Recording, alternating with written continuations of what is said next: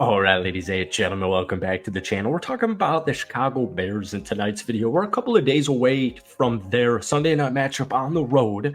Sunday night football, baby, against CJ Stroud and the Houston Texans, a legitimate Super Bowl contender. We're about to learn a lot about Caleb Williams. We're about to learn a lot about the resiliency of the Chicago Bears football team because, Caleb threw 93 yards, right? But folks, the Chicago Bears are 1-0. We can sit here and we can nitpick every single rookie's quarterback of the last 10 years and their regular season debut. We can sit here and nitpick it all we want. But folks, really, at the end of the day, when you zoom out of the chart, you zoom out of the graph, it doesn't matter. We're going to learn a lot more about Caleb. We're going to learn a lot more about the Chicago Bears as the Sundays progress. And I have no care in the world because, once again, the Chicago Bears are 1-0. I know Caleb Williams is going to be a talented quarterback in the National Football League, and we just saw a domination performance from this defense. Now, things are going to get really interesting here because they might not have Keenan Allen. They might not have Rome Odunze, and you're going up against a Super Bowl contending team in the Houston Texans. But strike while the iron is hot. Regardless of who plays and who doesn't play, as far as the wide receiver room goes for the Chicago Bears, that defense is going to keep them in it. That defense is 100% going to keep them in it. And welcome back to the channel. Obviously, we're talking about the Chicago Bears late night upload over here. Hit that like button, hit that sub button if you guys haven't already. Let's try and get 100 likes on today's video. The good news, Caleb, his longest pass was technically 13 yards, but I want to say the offensive line, still a massive concern. Definitely didn't do him many favors week one. And I also do just want to say, I think if anybody, or maybe not if anybody, but somebody else who should be held accountable is going to be Shane Waldron. All right. And a lot of skeptics, a lot of Seahawks fans were excited Shane Waldron is no longer the OC. I don't think he really fit that system. I don't think he really fit that quarterback in Geno Smith, but I'm neither here nor there. I'm still hopeful for Shane Waldron. I'm very hopeful for Caleb Williams. Like, let's not jump to conclusions after the first week of the season. But the good news is for Caleb and the Chicago Bears is there are no turnovers. Caleb didn't throw an interception. Yeah, he took a bunch of sacks, or he took a couple of sacks, 2 sacks to be specific. One of them was really bad, but he didn't have any turnovers. He didn't have any interceptions. He didn't have any fumbles. On the other side, second-year quarterback Will Levis obviously had 3. He had 3 turnovers. So one quick thing, and Bears fans especially have been pointing this out the entire week. And I hate playing what if. I hate playing hypothetical what if games, but I mean, it really does come down to it. There were 3 plays that Caleb himself pointed out that he missed. One was to Rome, one was to Keenan, one was to DeAndre Swift. And specifically, there were 2 times to hit Keenan Allen. And if one of those had hit, I do think the narrative would be a little bit different.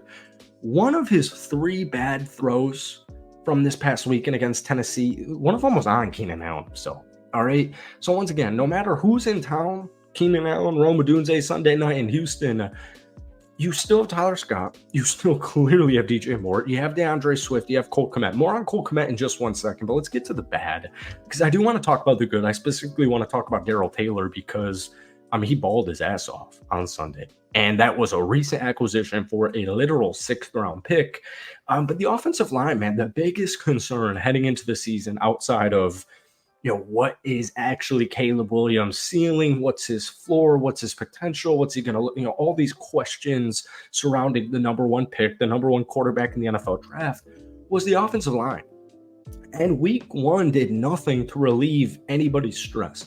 Now, technically, Caleb was only sacked twice.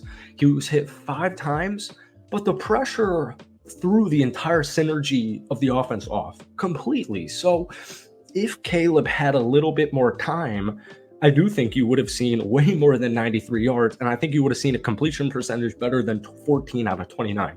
But once again, zoom out of the chart. Even if we use comparisons for other rookie quarterbacks in week 1, I watched Bo Nix specifically. I don't think there was that much of a difference from Bo Nix's football game to Caleb Williams' football game. But one thing to note is the right guard position. Nate Davis started, but the official snap count, Ryan Bates, 38 snaps, doubled, nearly or over doubled 18 of Nate Davis's snaps. Felt like a benching. We'll see what it is for week 2, but you cannot have a start of the season right guard battle. But once again, Ryan Bates did have 38 snaps over Nate Davis, who started 18. So that could be something that's about to change for the foreseeable future. I don't think any Bears fan would complain if Nate Davis sat on the bench. And then finally to the defense, because folks, like the first blocked punt since 2012, this felt like Peanut Tillman, Lance Briggs, Brian Urlacher. This felt like that era of Chicago Bears defensive football in the second half of last year. And it got better. Tyreek Stevenson, pick six, Jalen Johnson, all pro, interception, game-winning interception. But Darrell Taylor is really interesting because it cost the Bears a 6th-round pick. And this was a 2nd-round pick from Seattle back in 2020. He had 38 snaps against the Tennessee Titans, 7 total tackles, and then obviously the 2 sacks. And it doesn't end just there. TJ Edwards, team high, 15 tackles. 2 of those were for a loss, 10 solo stops. He also picked up that fumble from Will Levis that Darrell Taylor forced. And last season, 155 tackles. That was 4 fewer than his career high in 2022 with the Philadelphia Eagles. So just once again, and Gervon Dexter, 2nd-year campaign player. Andrew Billings, phenomenal game. This defense has talent, front 7, secondary, depth, you name it. They have it all on defense. This is by far, especially if we're overreacting to week 1, this is by far a top 10 defense in the NFL. And it's just going to make Caleb's job a lot easier, regardless of who's playing at right guard, regardless of who's healthy at wide receiver, regardless of Shane Waldron. And then finally, speaking of Shane Waldron, the play calling certainly did not help out Caleb Williams. Not pinpointing this, offensive lack of production, rather, on Caleb, not putting it on Shane, not putting it on the offensive line. Everybody had a say in it. Also, you don't have any film on Tanner Wilson's defense over in Tennessee. And I've been saying this all summer, and I've been getting clowned for it the whole week, but I really think this will reign true by the end of the year. The Tennessee Titans defense, especially, it's underrated, man. They've got talent, all right? They've got talent. But one thing we need to see change, especially if at least one, or especially if both Keenan Allen and Rome Odunze are not able to suit up week 2, Cole Kmet's got to be on the field more. He was on the field for 27 of the Bears' 56 snaps. That is a huge drop-off. In his first 3 years, 77%, 94%, and 83% of the team's plays over the last 3 years for Cole Kmet. Gerald Everett, 34 snaps. So not saying Gerald's a bad tight end, but Cole Kmet's a rising stud. One of the most underrated tight ends in the National Football League. Let's leave him on the field. That's going to help Caleb a lot in the passing game as well. So that's it for today. Hope you guys enjoyed it. Be sure to hit that like button, hit that sub button for daily Bears and NFL content. But guys, most importantly, give me a score prediction for Sunday night's game down below. Have a great weekend, and we will see you soon.